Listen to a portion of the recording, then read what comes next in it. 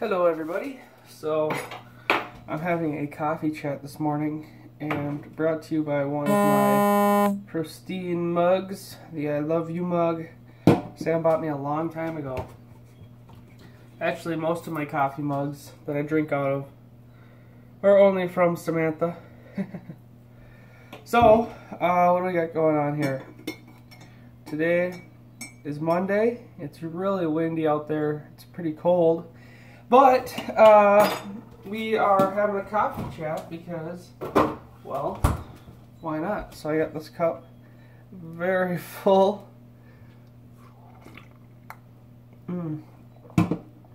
It's very warm. But I thought, let's do an update. Let's talk about deer hunting. Let's talk about the scooter. And anything else that we want to talk about. So first of all, deer hunting. I'm leaving Friday.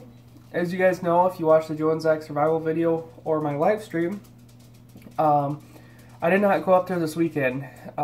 We figured that it would be almost like a waste of a trip. Because it would probably take me a really long time to get up there because the roads up there don't get a ton of sunlight because the trees are so close. So, you know, it might not snow for a couple weeks, but there's still patches of hard packed snow and stuff like that. So rather than take the 4.5 hour drive and add time to it because I'll be late, to get up there at 1 or 2 in the afternoon to only have 3, 4, 5 hours worth of time to do anything, and then there's a foot of snow on the ground that you have to trudge through. Rather than go through the pain of all that, we just said, you know what, next weekend we'll figure it out, not a big deal. So, yes, but it is supposed to snow a couple more inches between then and this upcoming weekend. So, there is the reason why I didn't go up there this weekend. Next weekend, we're, like I said, going to be up there on Friday. We're bringing the pop-up. With the tent works good for, you know, kind of a certain amount of people. But once you get over, it's going to be my dad, Emily, Sarah, Samantha, and I. So 5 people up there.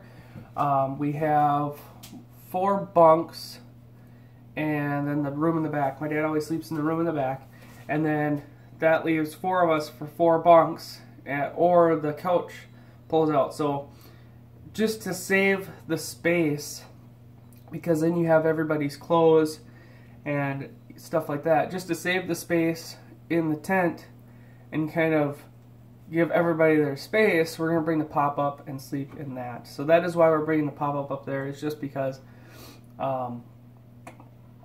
it gets to be crowded in there. We're still going to do eat together, hang out in there, yada yada. But the pop-up is going to be kind of like your own little zen area, if you will. The only thing we're worried about is staying warm in there, but I think we'll be okay. I think. We're going to bring up an electric heater. The nice quiet fireplace one I have here, it's 1500 watts. And there is one in the camper itself, but this one here is 1500 watts. We click it on, it heats up the hallway, the kitchen, and the living room in the house here. So having a space that's half the living room, I think it will be okay. I'm hoping so. We're going to find out. I'll also bring the buddy heater and the 20-pounder. I have to get the 20-pounder refilled.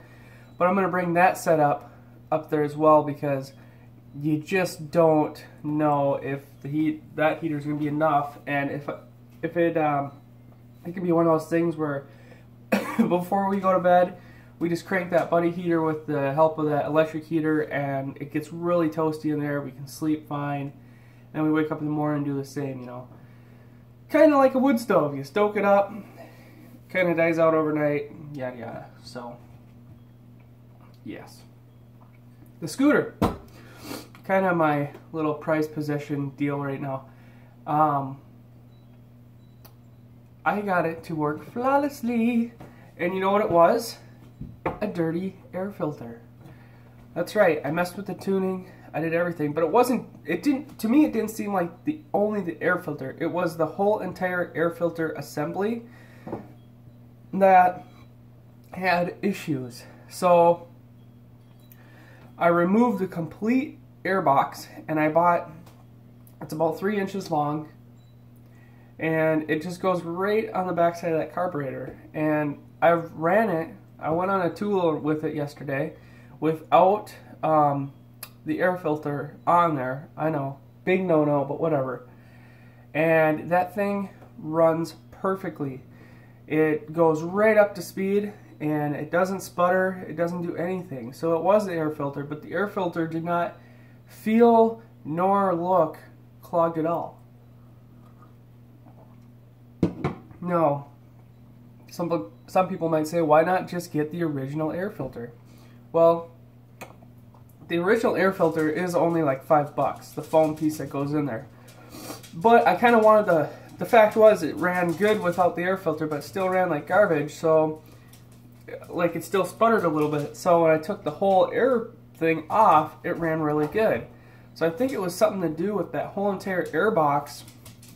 And primarily what I think it is on the valve cover, the metal cover that goes with the valve deal, there is a line that comes off. Hey, stop running around, leave the cat alone.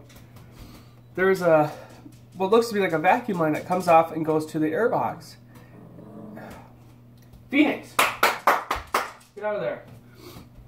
Well, that line, for whatever reason, it's not fuel, it's some sort of moisture. I'm imagining it's like the byproduct when the gasoline burns, that kind of moisture.